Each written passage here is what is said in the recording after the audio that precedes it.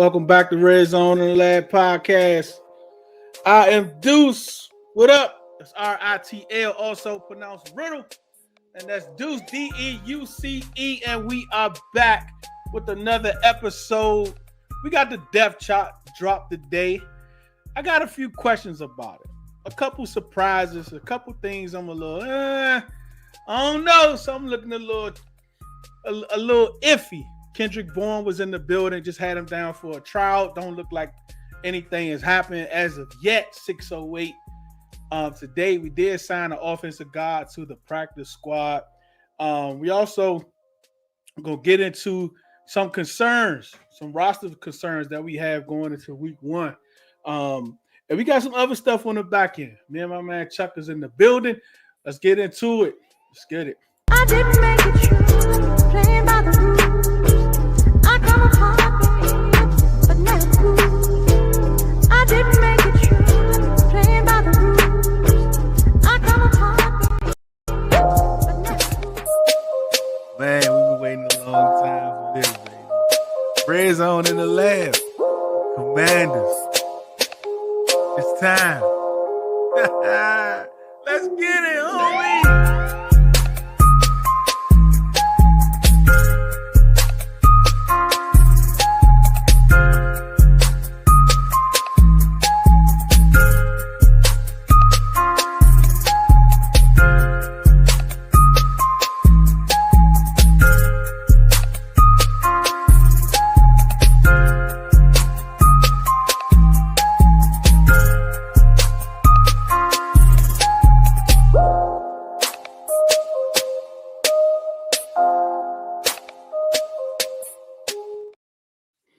Yo, what up? Hey, look, Chuck, I didn't even realize this. We sold out week one, bruh. Yes, sir. Yes, sir. Y'all know what time it is, man. First game of the year. Sellout. Yes, sir. It's going to be insane. Crazy. Let me check the weather, man. Yes. Nah. Keep that to yourself. Nah.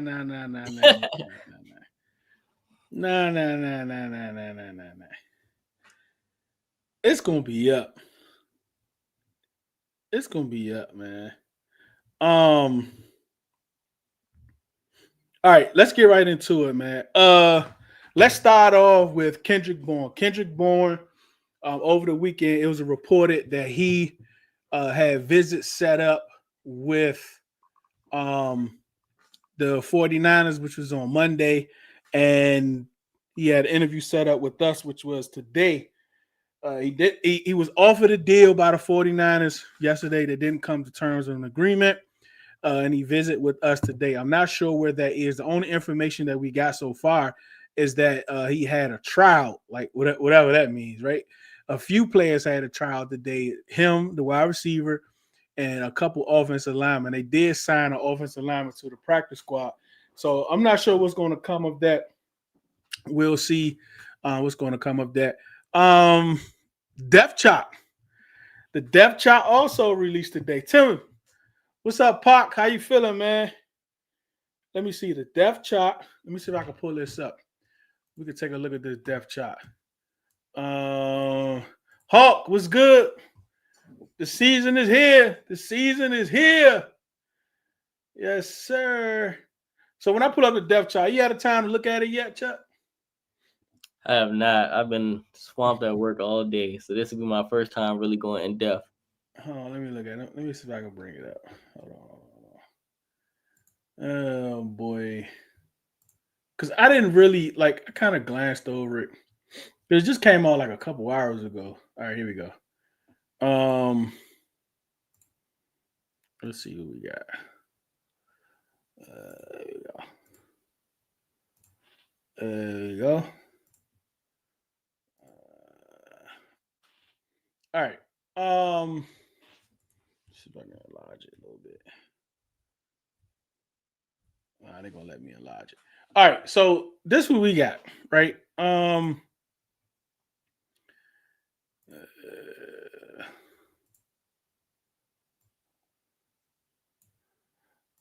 gotta do a better way of All right, this is what we got. All right, here are my questions about the depth chart. Here are my like initial thoughts on the depth chart. They have Josh Connolly starting at right tackle. Like there's no Josh Connolly or Andrew Wiley. He is slated. Now, mind you, this is the unofficial depth chart. This is the unofficial depth chart. I don't think the official depth chart comes out until like a couple hours before game day or whatever, right?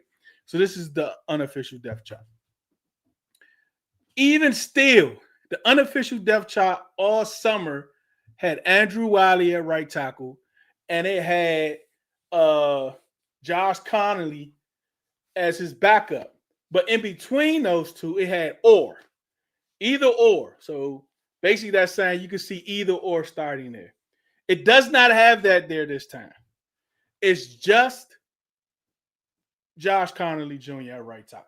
So I can pretty much 95% think that it's going to be Josh Connolly at right tackle, right? But at right guard, it has Nick Allegretti and Andrew Wiley. That tells me that it's going to be either one or two of those guys. I'm not sure who they're going to go with. It's going to be interesting to see, but I don't think their one has a leg up on the other, right? Like I don't think it matters whoever they decide to go with. Like I don't think one is that much better than the other, right? So I do think Andrew Wiley is better in space, so that's going to be something to watch, right? So I absolutely think he gets the start. But first round pick, Josh Connolly Jr. is the starting right tackle for your Washington Commanders. What are your thoughts on that, Chuck?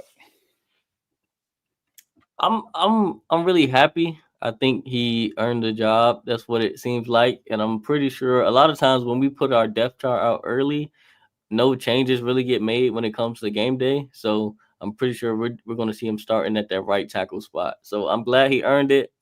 I'm excited to see what he does against this Giants D line. So I'm excited. Yeah, it's gonna be a big test. Um, the other things I was kind of looking at when it came to the depth chart is let's see, they got the I don't even want to call like the I only know what to call JCM. Like Hmm. he is a seventh round pick, nicknamed Bill, that's getting media attention. Like I don't get like the JD5 effect is real, right? But then when you look at the depth chart, you see he's number 4 Right.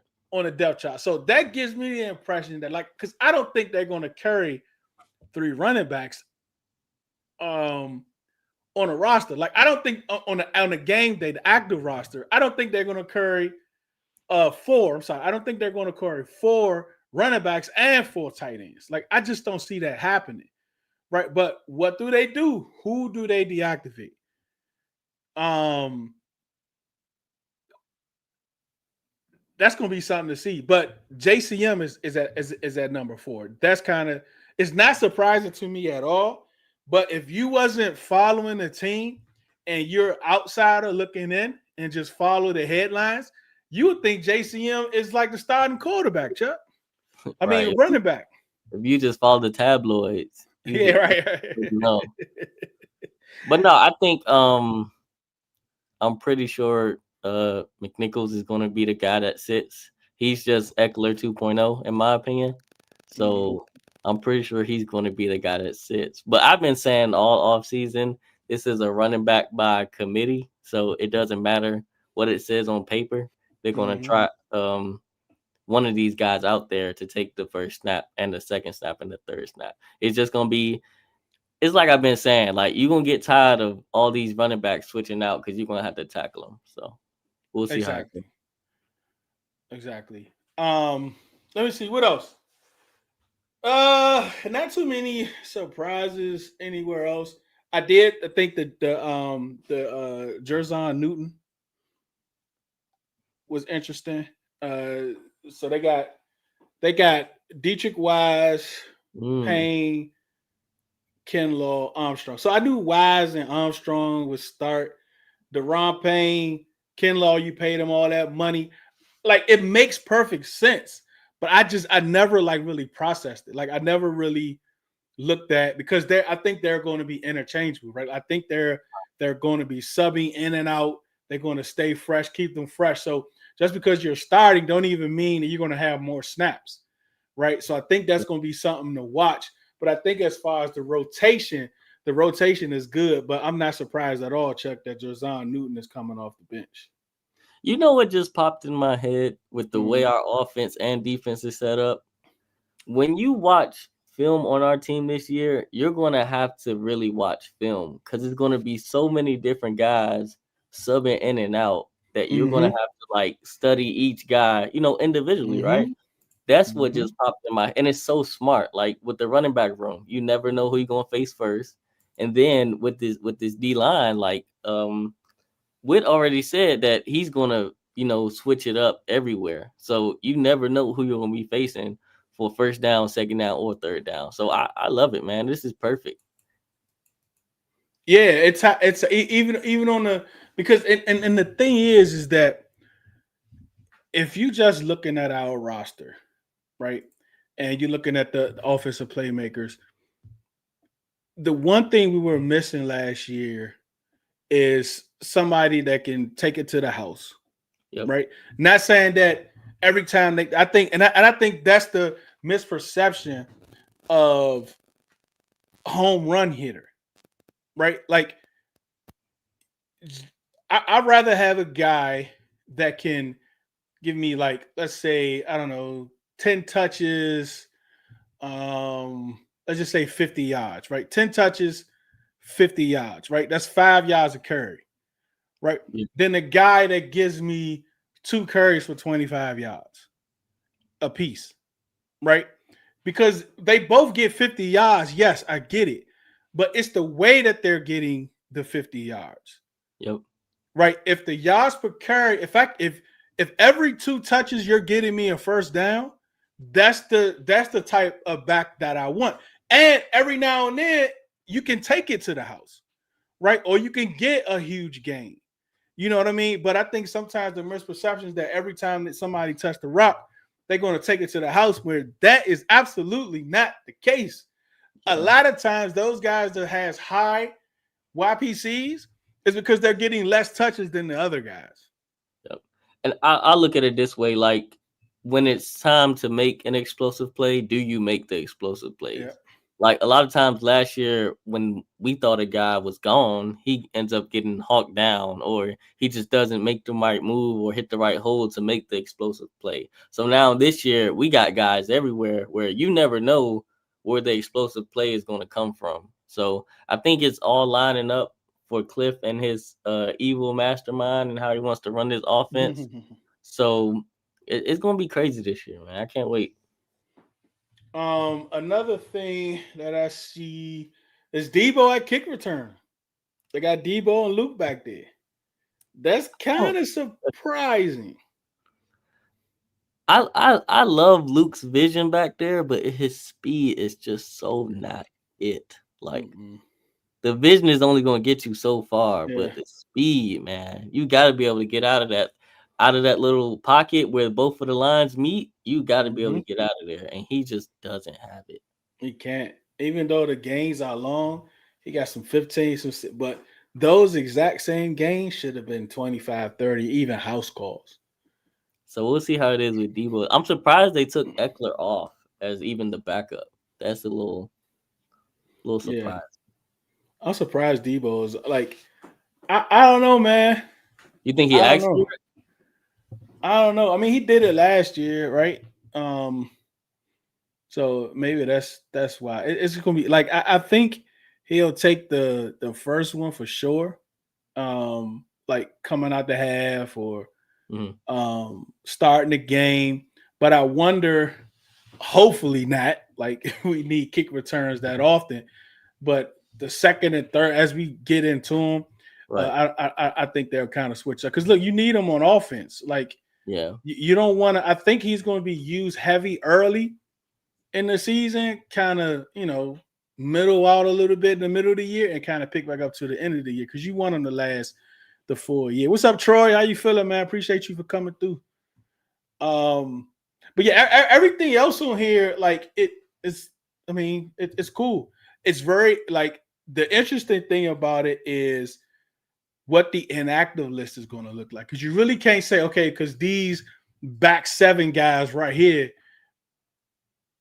because these back seven guys is that far back on the depth chart, meaning they not. Nah, that's not going to be the case, Right. right? Because I can tell you right now, Ben Simmons is going to be active, right? Tyler Owens is going to be active because that's specials. So both of those dudes for sure going to be active. Yep. So it's very interesting to see where they're going to go with that. All right, let's get into this roster. I think our roster is pretty much set. We just got to see what happens with Kendrick Bourne, if he signs or not, or if we decide to go grab someone else. So we got to see what that looks like.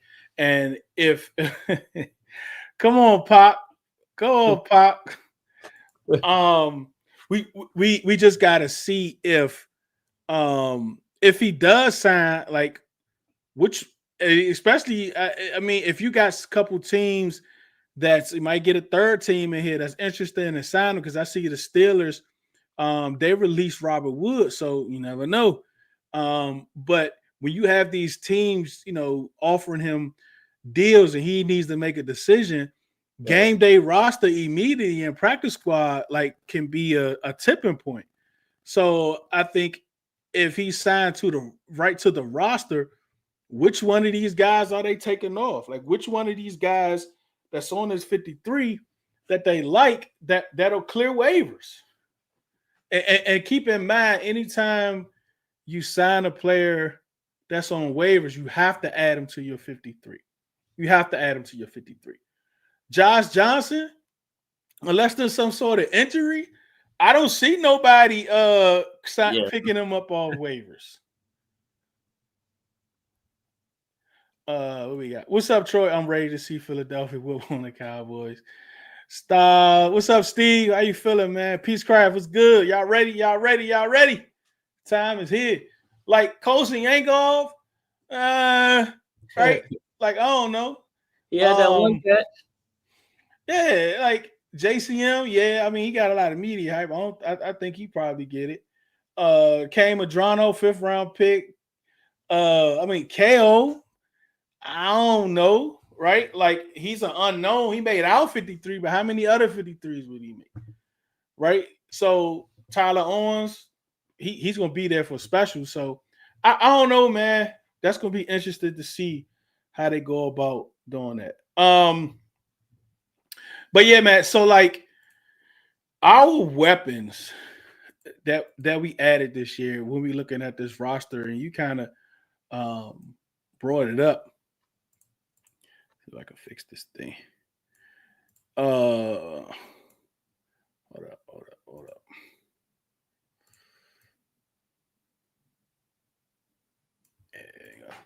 You kind of brought it up, right? When you was talking about the weapons and defensive coordinators, game planning, I don't know who, blah, you know.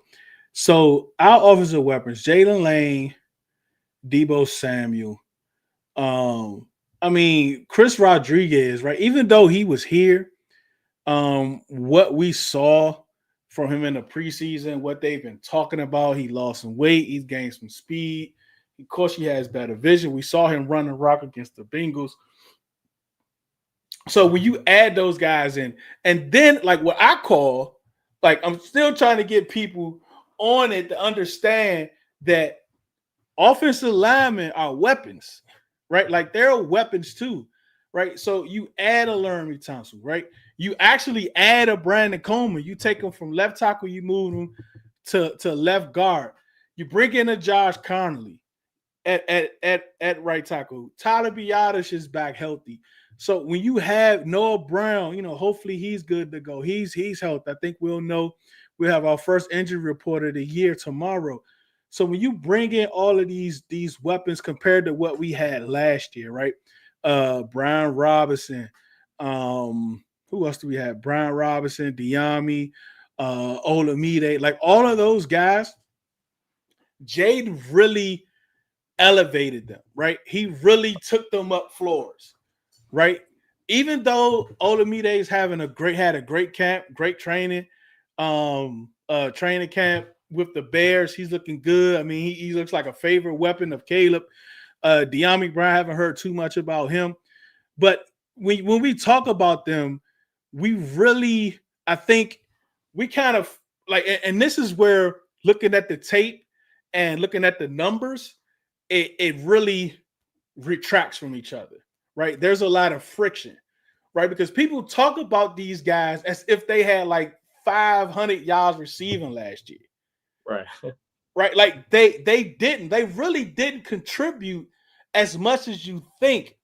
Jaden contributed through them in a sense where he put them in positions to succeed when the team needed them to succeed. They didn't just up and succeed. Like they didn't up and just these great wide receivers all of a sudden that made Jaden's job easy. Like that wasn't the case at all. Yes, they did make plays. They did make some fantastic catches. And De'Ami Brown in the playoffs was really, really good. But at the same time, like it's still like the production doesn't match the mouthpiece at all, Chuck. And that's when people read the tabloids, they talk about De'Ami Brown as if he was this huge loss for us in the offseason. Yeah, I think a lot of people forget. Like it was such a long season last year. A lot of people forget what happened during the season. Because let's be honest, once January hit and we got into the playoffs, we sort of shut down what happened during the season, right? But if you go back and watch a couple games, like I remember people sort of hated OZ, man. Like people did not trust him because he dropped a lot of passes. Like let's be honest, he dropped a lot of passes. De'Ami, he's always struggled with getting open with us. Like him being consistent and getting open, it did not go together. Like we were always looking like, well, where's De'Ami? Why can't he get an open pass? And then like OZ, it was just like you never knew what you were going to get game by game. And then B-Rob also, like no one feared B-Rob running out the backfield trying to catch a pass. So it was just a lot that people forgot that happened during the season. Also with Noah Brown, like Noah Brown and Jaden, they had their hot streaks, but they also had their low streaks where Jaden would throw the ball in the dirt or even the effort. Like Noah Brown was always, in my opinion, he's always falling down to the ground trying to catch the ball. Right. And then another effort guy, OZ, like sometimes he didn't even try on catching the pass. I think one of Jaden's picks came from him, like faking like he was going to go up and catch it and then pulling his hands down real quick. I got to go back and find it. But yeah, man, a lot of those guys, like they were there in the moment, but during like the consistency during the season just didn't add up. It wasn't there. Like, look at the box score. This is like, and it's okay to be an eye guy, right? It's okay. Oh. It's okay to be a numbers guy, right? But you have to be both. Like, you can't just ignore the other side of production because it all equals up to production, right? Like, does the production match your eye test? Yep. Right? Because if your eye test is not matching your production, something is wrong, right? Like something is wrong because there's a lot of people in January at those flag football championships that met the eye test, right? But didn't have the production to still be in the league. So you can't just ignore one or the other. Peace Crowd, like I don't think it's fishy because like this is the thing. When you think about JCM and Roger, maybe like Rodriguez and JCM can kind of switch, but I don't know. Like it seems the right way to go. Like because what did Jeremy Nichols do to lose that job? Right? Like he had some good games against the Giants too last year. Yep. The first game, I believe the first game, because the second game, C-Rod had an awesome game. He had like 40, 50 yards rushing. But JCM, like he's a rookie. Like now it's about can he process the playbook, right? When they do the muddle huddles, can he keep up, right? Can he pick up blitzes, right? Like, can he make those decisions? Like, that's what it's going to come down to if you're going to be and not. Because if you're not picking up these blitzes and you're putting the offense in harm's way by not knowing your assignment, you're just not going to be out there. It's just as simple as that. Um, so I wonder what they're going to do, bro. Like, I wonder because Austin Eckler told them last year, look, man, I ain't trying to get a whole rack of carries. Like he got way too many last year because of B-Rob got hurt. Like that's not what he's trying to do. And we know Jeremy McNichols is not like an every down guy. Like even with him, he was a moment guy. Like one game he'd give you 56 yards, and next game he give you like 8 carries for 3 yards. Right? Like there was no consistency with any of those guys. And on the defensive side, Dietrich Wise, right? Dietrich Wise, he's a great run defender. He's a great run defender. So I think he's really going to help in the run game. He sets the edge very well. He extends. He reads very, very well. He doesn't let tackles get up underneath his shoulder pads. He doesn't let them direct him. He usually keeps his arms extended enough to be able to bob his head from left to right to be able to see where the player's going. And like you're not going to be able to block him with a tight end, right? Unless it's Kittle or somebody like that. But right. Any old basic tight end, you're not going to be able to block or get Dietrich Wise up out of there at all. And I think that's going to help the run game. In the pass game, like he'll get you a effort sack every now and then, but that's going to depend on the secondary and if he can get some pressure pushed to his side. But don't depend on him, just based off of his tape, just based off of last year. Like don't depend on him to like be beating people off the edge to put pressure on the quarterback. Javon Kinlaw, like we're much bigger up front, right? We were really small last year. We're much bigger up front, and that might be Newton thing too, right? Even though he looks much better, he looks stronger. He's still a small guy, right? So Javon Kinlaw is like what 6'4", 6'5". So yep. You have that in the middle of the D line that helps out. Like you take on double teams, to keep a path open for your linebackers to make plays. We didn't have that, right? They was able to combo block, release, get to the linebacker with ease last year. And that hurt our run game. They was able to get to the corners with ease last year on Dante Fowler with ease last year. Double teaming Armstrong. Like these are the things that could be small things that the tabloids don't think is going to make a difference, Chuck, that will ultimately, hopefully, but when you look at it on paper, it's the small things that could make a difference. So if you have a lot of small things that's making a difference, hopefully you can see the full outcome of the run defense. Yeah, so like real quick, I think it was 2 years ago. I tweeted something and I was trying to, create this little thing before I started all the corner stuff. I tweeted something called Team Go Hit Something, right? And I did it with our corners and our safeties about who is like the hardest hitter of the week. Like that's how I was going to do it. Like who had the hardest hits, who had the best tackles of the week. And I couldn't do it because we had Benjamin St. Juste, Emmanuel Forbes, who was our other corners, and our safeties, they just weren't hitting. They weren't making big tackles. They weren't making big plays, like stopping the run. But now I have fell in love with how Joe Witt has constructed our defense, because now it makes sense what he said a year ago about wanting to be fast and violent.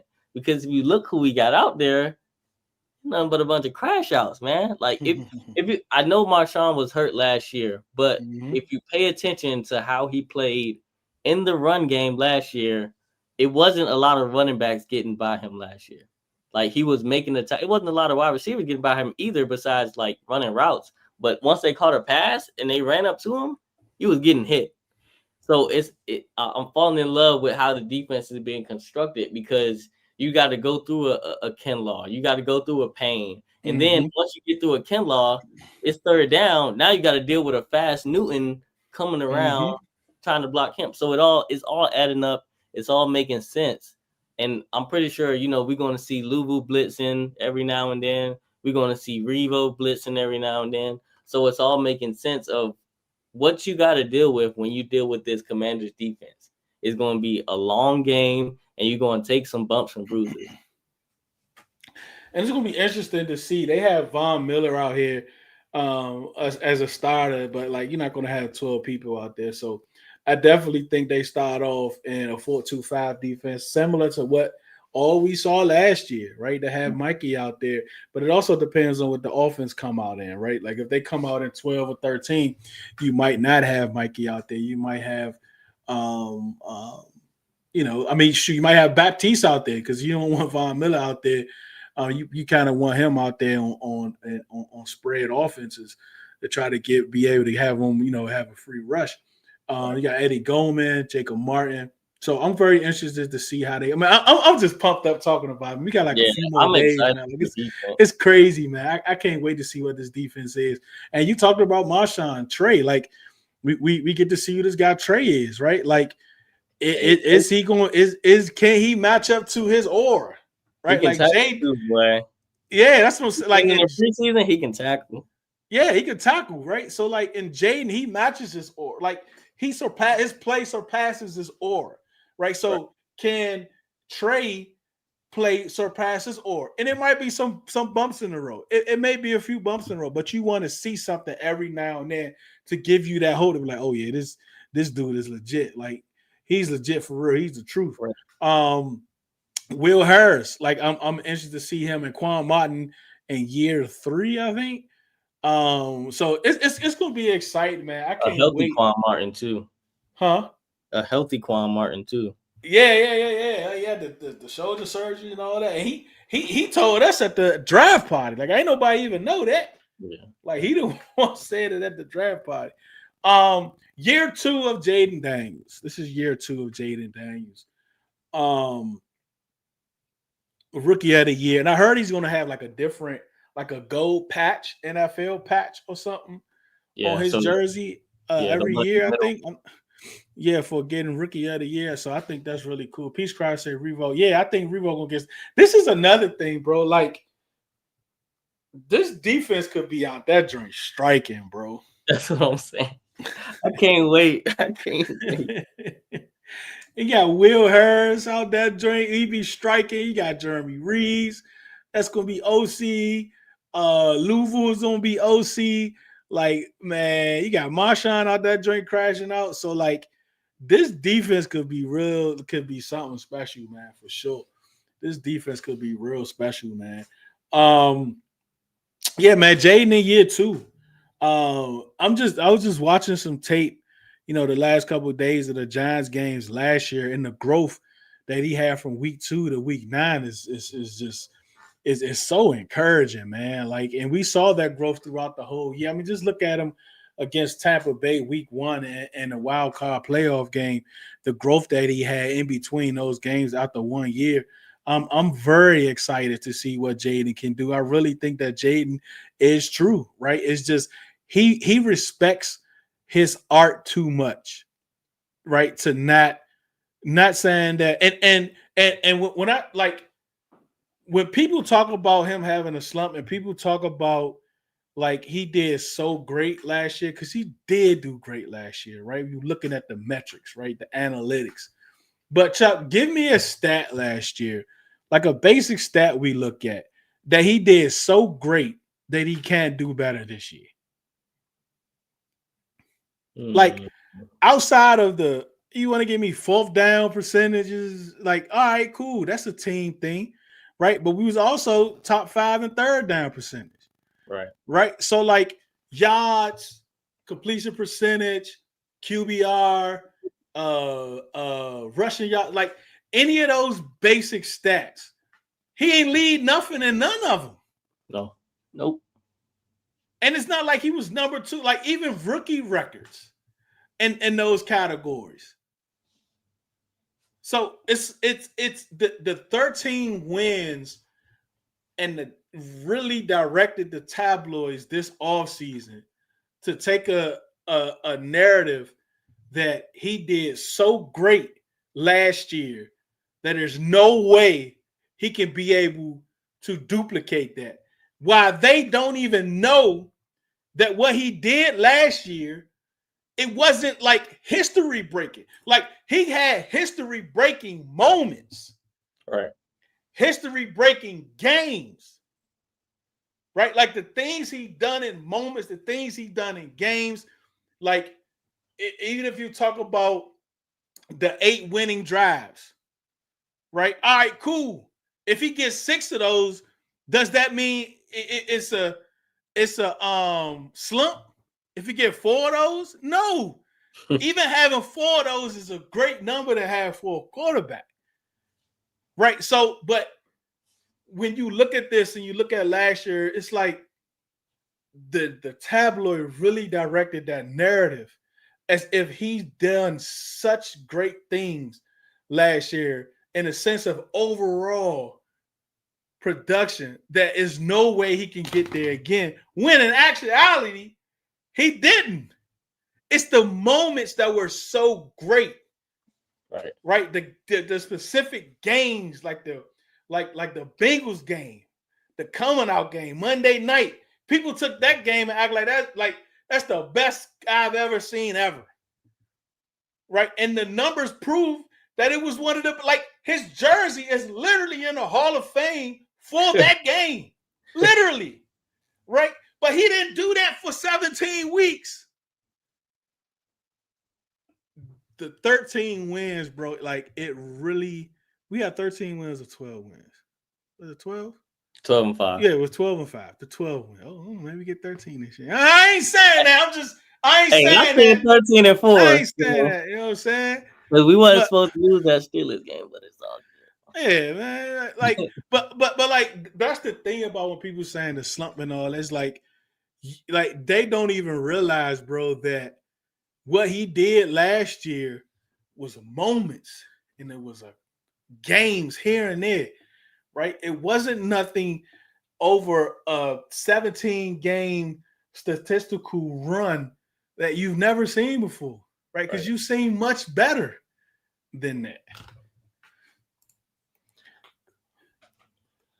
Commander Lawyer was good, man. Vaughn said JD5 has shades of Kobe. I love like Von Miller. He idolizes Kobe, bro. Like he loves Kobe. Yeah. JD5 is going to wreck the league this year. We might not punt all season. Commander Lawyer, what's up, man? He got us 15-2. Delonte Seal in 13-4. I like it. But yeah, but what do you think about that? Like, what do you think about? Like, his ceiling is so much higher than last year because he ain't even like he pushed this ceiling. Like, bro, not only is he an elevator, taking these guys and lifting them up, right, and moving them up floors at the same time. He's also adding floors to the building. Like, that's insane. I'm picking you up, taking you up floors, but at the same time, every floor I picked somebody up, another floor is built at the top. That's insane, bro. You sound like you preaching. Well, but it's so exciting because, listening to everybody this offseason and the excuses they were trying, or the reason they were trying to give us to why he would have a sophomore slump or why we would regress with our quarterback. It nothing makes sense because, like you said, he didn't do anything that was absolutely crazy statistic wise. It was just what he did in the moments that made it look amazing. So I'll put it like this. Looking at the weapons he had last year, what he did with that, without getting too excited, imagine what he's going to do this year when he doesn't have to do as much elevated. Like, look at it like this, dudes. If I don't have to elevate you and you can do your job out there, and then I can go back and elevate those that still need elevating, oh, man, it's about to get crazy because now I'll put it in basketball terms, right? So if I came out last season and I can only dribble with my right hand, but I was still cooking with just my right hand. Imagine I come back this season, you prepare for my right hand. Okay, that's cool. But now I'm finna cross over, switch it to my left hand. What you gonna do about the left hand? It's just so much more potential that he has, and I can't wait because everybody think they has maybe an answer now, but you still don't have an answer, and he's just so humble with it. Like you never know what you're gonna get. So I can't. I'm getting excited. Like I can't wait I'm pumped up, bro. I'm because pumped up. if we be honest, the only people he got to elevate now is what, a Jalen Lane and maybe a Luke McCaffrey, maybe a Ben Sinnott, Like let's just say, right? Let's just say better greens, better peace of Jane Dans, Papa John. Let's just okay, so like Jalen Lane is a rookie coming in, right? His superpower right now is speed, Yep. contested catches. Right? Speed contested catches is a lot. Like that's a heck of an attribute to have for a speed guy. Right?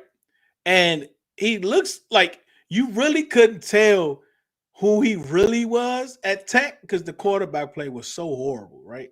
Right. It's like they had Taylor Heineke's sons, right, playing quarterback at VTech. So, like, when you have a quarterback that can put the ball where it needs to go, like his route running looked very good in the preseason, right?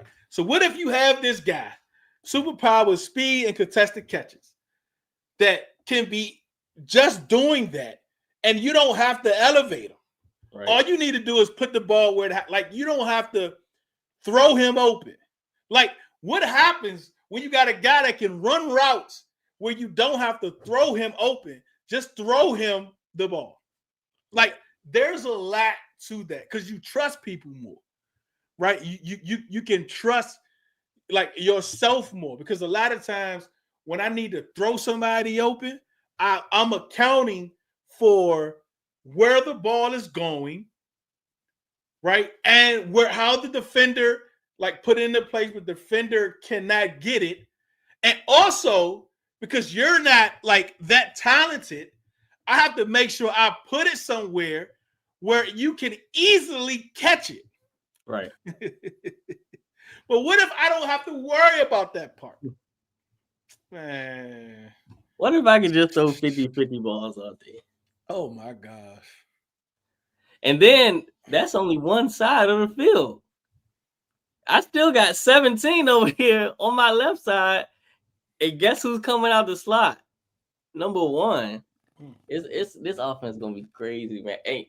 And Cliff is a evil mastermind, so I can't wait to see what happens.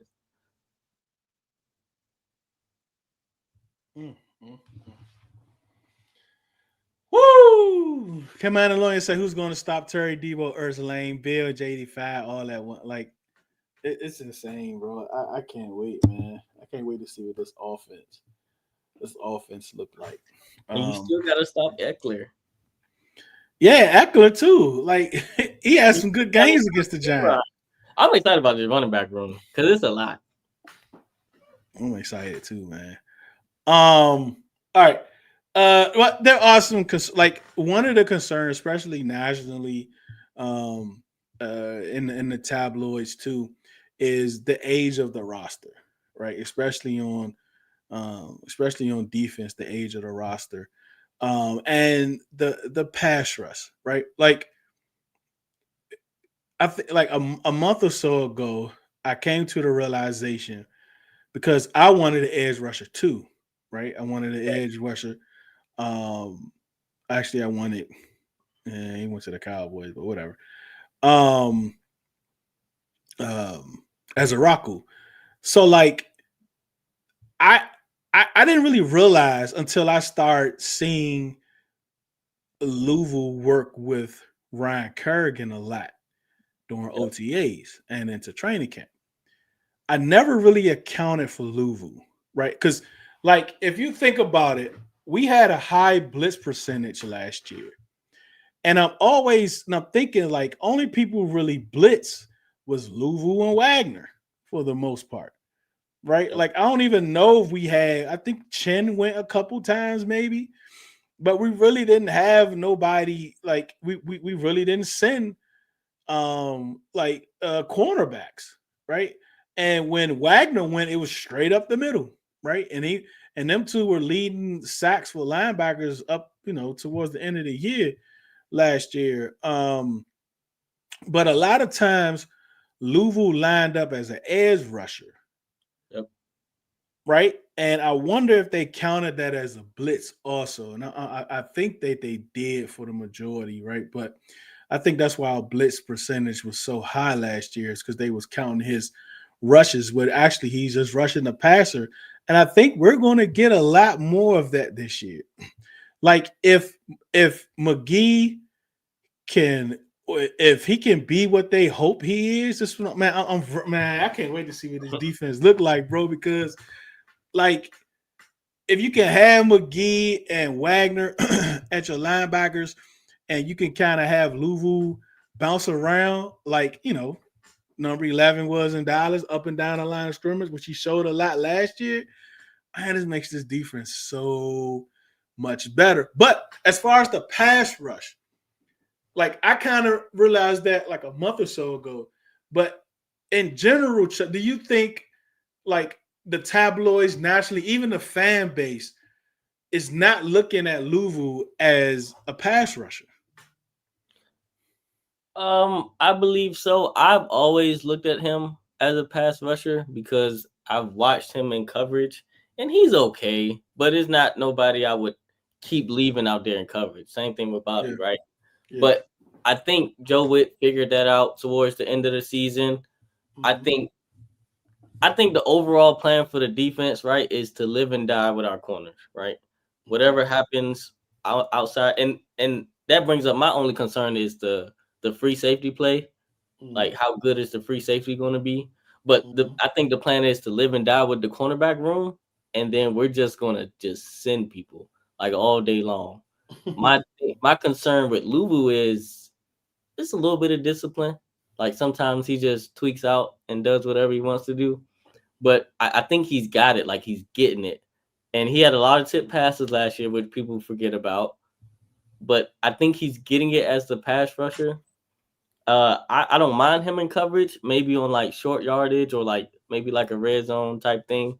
But I think the plan is to send as many. Like that's why I think Revo's gonna get more snaps, right? Mm-hmm. Because then you can either send Quan or you can send Revo, you can send a Will Harris. I think Joe Witt's plan is to send blitzes from everywhere on the field and just let our corners, just live and die with our cornerback room. Well, Belante, she agree. It's gonna be something, man. Because these corners, you get 85% of that top 10. Marshawn, you got that boy Trey. They give me 3 seconds of coverage. My goodness. Oh man, I definitely think it's gonna be by committee. Um, to how we get pressure. But again, to your point about the offense, that makes it even better, Yep. right? Because now, like, you don't know who's going to come, right? You don't know if it's going to be Wagner, Louvu, McGee out there. As a matter of fact, Mikey Sanderstrom is one of the best blitzing slot corners in college football. So, like, you got him at slot now. Like, oh, man. I can't wait, bro. I think what's going to be different this year is all those whiffed sacks we saw last year. I don't Mm-hmm. think that's happening this year. um, but like we still have to see it, right? We still have to see a lot of what we're talking about, and we didn't get a chance to see it in the preseason, right? Like, Right. because a lot of, we didn't have our full defense out there because they was either sitting or hurt or whatever the case may be. So this is gonna be our first time seeing the full defense out there together. So I'm interested to see what it looks like. But again, like we still have to see it, right? But we have blue chippers, and I think that's something we're gonna talk about tomorrow is blue chip players We have some. It's been years to go. We didn't have none, right? Like you might have a borderline blue chipper and Terry, but outside of that, like we just didn't have any, right? But now we have a few, right? We got what 4 players on the top 100, I think. Yeah, 4. And shoot, Debo have a big year. You might get 5 on it. You know what I'm saying? So like, it's going to be very interesting to see what this offense looks like. But there's still a lot of questions. Not so much like, oh, we need to sign somebody and do this, because I think like we have our team, but can they go out there and perform? Like I think we have strong enough coaches, because coaching really matters, right? Like coaching helps. Like coaches can elevate players too, right? You know what I mean? So by the way they coaching them, trying to find out what they're best at. Like, what is your best trait? Like, what do you do better than everybody else? And let's focus on putting you in positions to be able to use that skill set, right? Like, that's what makes great coaches, is being able to find that player and not so much try to make or force people to fit your scheme, but to be able to be universal in your scheme and be able to evolve your scheme by using something that's not attached to your scheme and building it with an improved scheme, with speed, different things like that. Like somebody like Kane Madrano that has crazy speed, right? Like, and he might not have that. Like I don't think he's ready to take on like a huge role, right? Because he's still got a lot of learning to do. Because he's still kind of like, he has so much speed, but he just don't know where he's going in a sense, right? Or he knows where he's going, he over pursues, or he over commits, which forces him to miss tackles. But putting him in a position where send him off the edge or dial up some, sneak him in the game and just send him. Like use what he is, what he can do the best, and put him in those positions to succeed. Like that's what makes a great coach. What else do we have? Kicking. Oh my gosh, I forgot about kicking. I ain't even want to talk about it. Boy. Oh boy. I ain't want to talk about it. Like he started training camp of like 6 of 6. And since then he went like 12 or 19 or something. Yeah. I'm hoping that he comes in like he needs a streak, bro. He needs like a 12 for 12 or something. But I'm just by from, because kicking shouldn't matter in training camp, right? Preseason games. Like kickers don't have a preseason, they don't have a regular season, they don't have a playoffs. Like they have pressure moments for sure. Right. But preseason, these are regular, just kick the ball. It's like you don't have to do anything but kick the foot. Like do what you do. Like what are you doing at practice? Right? If perfect practice makes perfect, what are you doing at practice that you're not making these kicks? Like I don't understand it. Like I just don't understand it. It's like you've been doing this most of your life, right? And it's something simple as just kicking the football, right? And I know there's an art to it. I don't want all the kicking people to say, oh, this, and that, and that. But bro, it's the same exact thing every time. It's the same snap, the same motion, the same mechanics. Everything is the same. You might give a little more power here.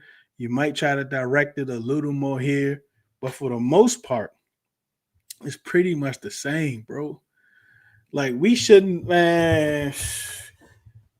We ain't have I haven't trusted kicker since Chip Low Miller.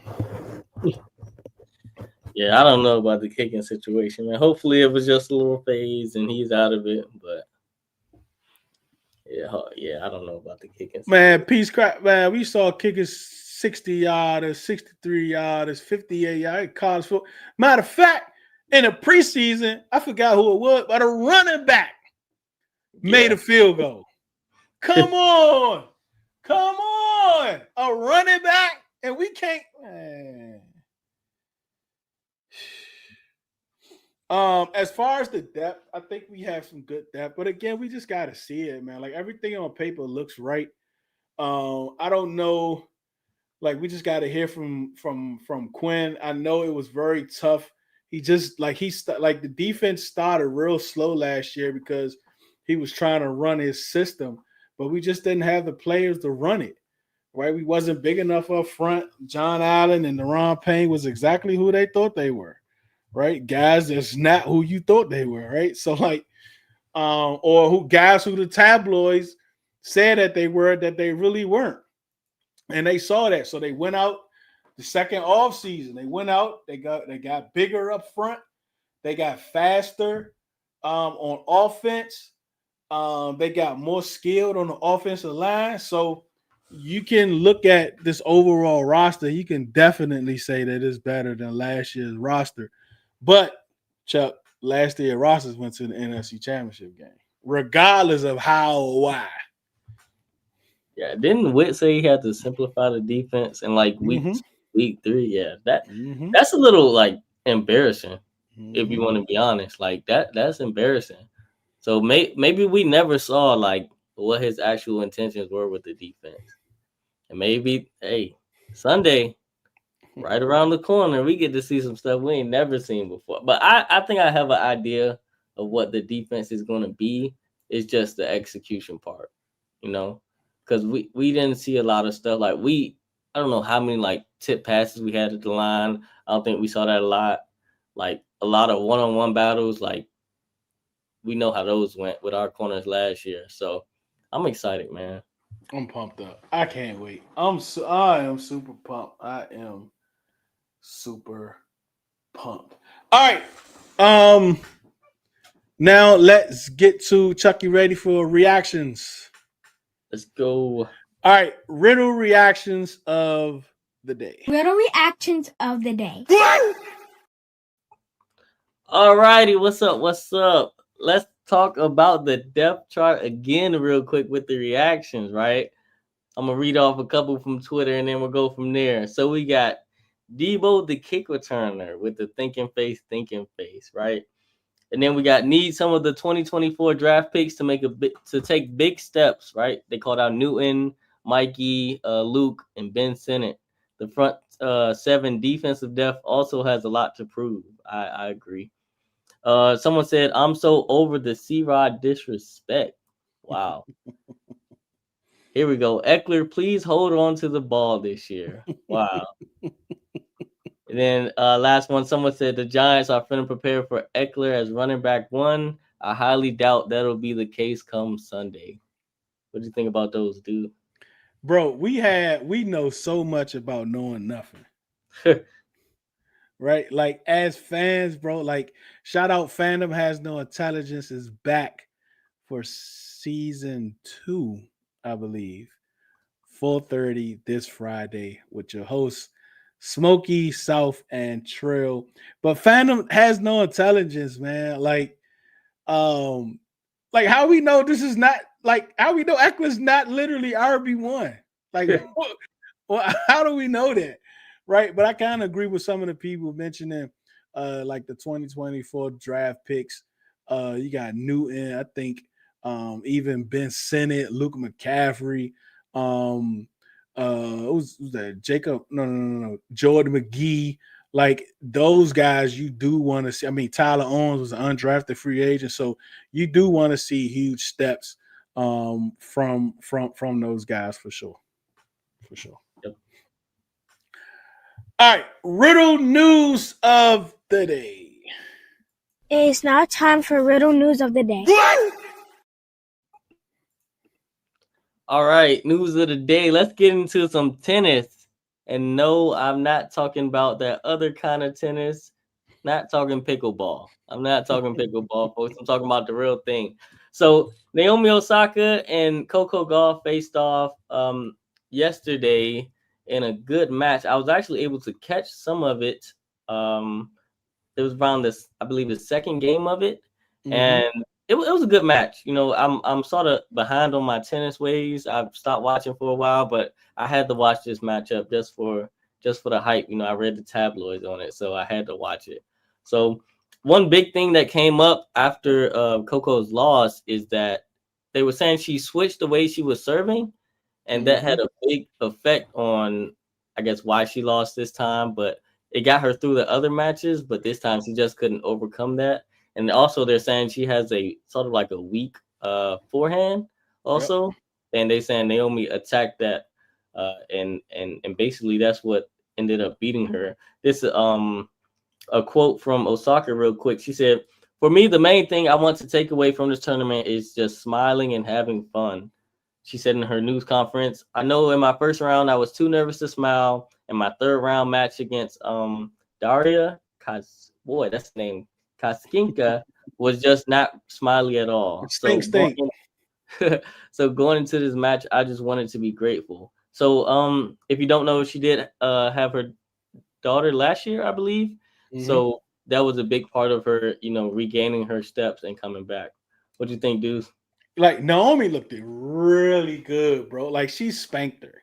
Yeah, it Like was a she tough watch after a while. like it she spanked her. And like it's really hard, like you said, it's really hard. It's like when Serena beat Venus the last time. Yeah, Like she spanked her. So and it's like it's tough, especially like in this sport, where you know it's dominated, you know, not by you know, blacks. Well, you see these two powerful black women, and you see how like they, you know, they embrace each other, how they bring each other up. But when you're in competition and you lose, it's very tough, right? It's very tough, right? Because like Coco looked really defeated, bro, yeah, at the end of yeah. that game. Like It even was when she tough. came to gave her a hug and all that, she looked it really defeated, right? So it's something to really watch how she comes back from this, Hmm. how she comes back from this, how she prepares, how she trains. But it's really something to really like keep an eye on her within these next few weeks. You like to see how she rebounds. But man, Naomi looked good, bro. She looked really good. One more thing, real quick. I'm gonna double check to make sure this is right. But I believe during the match, I believe when it was almost over, they said Coco looked at her coach and said, "It's nothing I can do." Yeah, she was defeated, bro. Like I Yeah, don't know if that's true, but it I don't it, know it that, lines up. but It that's lines up. crazy, man. It lines up. And shout out to Venus. Venus is dominating here in DC on her doubles match. Like she's looking good. She's been looking good the last few months. She got an extra burst of energy, so she's been looking good. Shout out to Venus. All right, what we got next, Chuck? We got some WNBA news. The season is almost over. Then we're gonna get into these playoffs. So right now, the playoff race is heating up for the last about couple spots. New York Liberty is very surprising. I didn't expect them to be this low. I thought they would end somewhere in the top three, but they have been losing games to very good teams. We actually have a couple matchups tonight. We have the Liberty versus the Golden State Valkyries, and we have the Indiana Fever versus the Phoenix Mercury. So that's going to be some good games. We're going to roll out our playoff implications, and we'll go from there. I believe if LA catches Indiana in the rankings, they already have the tiebreaker over them. So Indiana will be out of the playoffs unless Golden State loses all the way out. So it's going to be a good couple more weeks to watch to see where everybody ends up. No, Caitlin Clark is not playing tonight. We haven't got any word of when she will be back. They're hoping for the playoffs so she can make a push in that. Real quick, let's get into the Rookie of the Year race.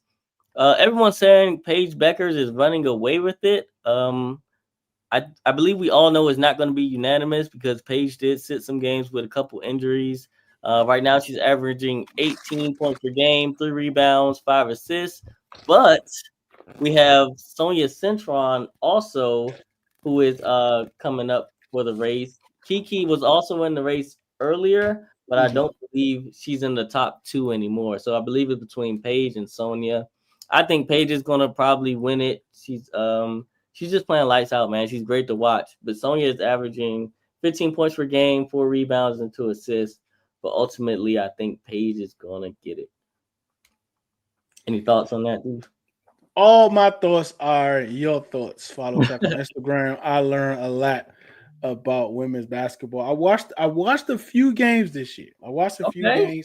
And I was entertained, right? Like it's like going up to Berry Farms Right. and watching 5-on-5 with women playing. Like that's what it's like. Or it's like being in Maryland when you got like a couple girls that can really go that's Right. playing with dudes, right? That can really go. So like it's a whole bunch of girls that can really go, right? And great at basketball, the fundamentals of basketball. I enjoyed it, man. But I haven't really been on basketball the last few years in its entirety, right? Right. Like but you know, just having you around and talk about the women's basketball. I watched a few games, man. Yeah, the game is definitely growing. Yeah, for sure. All right, man.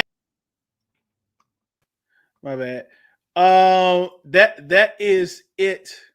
Chuck, any last thoughts that you have? Yeah, keep on the lookout for the tailgate info. By sometime this week, if you follow me on Twitter, if you follow me on Instagram, I'll be pushing out all the info for where to see people like myself and Deuce and other folks that's on the pod. If you want to meet up, say what's up. We do have a spot where we tailgate in the red zone lot. So I'll be pushing out that info on the socials. Just be on the lookout. Come turn up with us, man. It's gonna be a time Sunday.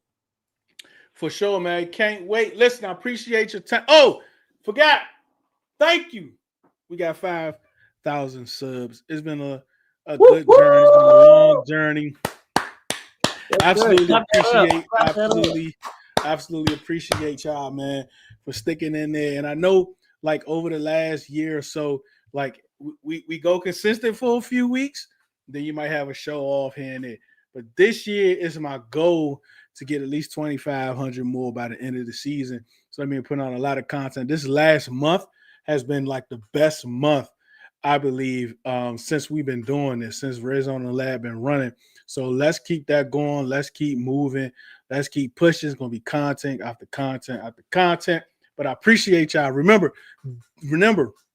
I know your time is very valuable. For you to spend it with me, I absolutely appreciate it. Remember, do it because you love it, not because it loves you. One beat, one sound, one heart, one love. I didn't make it true, playing by the rules. I come apart, but never cool. I didn't make it true, playing by the rules. I come apart, but never cool. Man, we've been waiting a long time for this, baby. Redzone In the Lab. Commanders. It's time. Let's get it, homie.